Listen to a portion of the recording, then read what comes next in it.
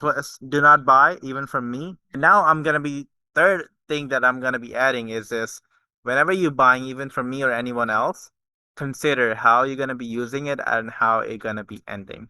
But like things that aren't edible or put on your face or whatever, like the container it comes in, the t-shirt, the cotton comes from somewhere, but it has to go somewhere as well. And I know it's such a small thing that not buying something is such a small thing, but it has a huge impact on one, our wallet, two, our house or the area we live in, but three, it has a huge impact on the planet as well. Thing that we're throwing out, it's gonna be harming somebody somewhere else. Like a lot of clothing that donated in the third world countries or like Africa. I had one of the guests in the past from Africa.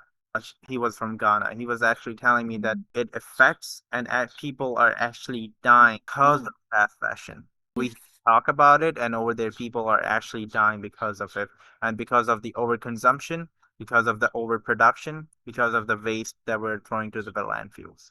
But if we're not gonna be stopping here, then one day it's gonna be affecting us too. And like when I talk about things like, slavery and what fast fashion and, people making fast fashion and not, all the harms that are going to them, it doesn't just happen in, countries like India, Bangladesh, those sort of places. I've talked to people who have experienced modern slavery in fashion industry and in like retail industries as well. Like I've spoken to people who were not born in Australia, have traveled to Australia for a new life and they are being underpaid at working at 7-Eleven or whatever. And it happens worldwide. So if we just take a little peek behind the curtain and Right. see what the fast fashion t-shirt does or see what, whatever, how people actually get apples or, take a little peek behind the curtain, see how your things really get to you, understand that process, understand how the fabric is grown, how the apples are grown, how they get to you, and then what happens when they leave your house. You will start to question everything in a good way, I think. And you, like, I guess also for your mindset. But, when you start to take a peek behind that curtain, you'll realize what the effort and the humanity and the, production is put into these items. Like the cotton has to be grown, watered, traveled across continents. Like when you take a peek behind the curtain, you'll start to realize, you'll start to question, and then you'll be like, okay, yeah, I don't really need 6,000 t-shirts in my wardrobe. I can live with just two. So, you'll be able to save money for a really cool trip somewhere, or you'll be able to buy organic food or what matters most to you. Like, you know, you'll find that you'll save money. It's a really weird thing to come out of sustainability, but buy less, save money, eat better or travel better or whatever. It's a whole thing, it's a whole process, and you can make it out of it, you know. You have Yeah. to be a little bit more conscious so you can save yourself, your health, and your money. So you're Yeah. not going any week to the fast fashion shop and buying new clothing, and then the after first or second wash is just ripped, and you're not able to Yeah. wear it again, and then throwing it out and repeating the whole cycle again.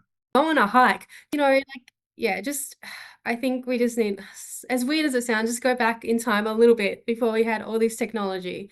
Keep the good bits, get rid of the bad bits. But just we just need to sort of recenter and refocus and really figure out what we want to do rather than be driven by this overconsumption world that is happening right now.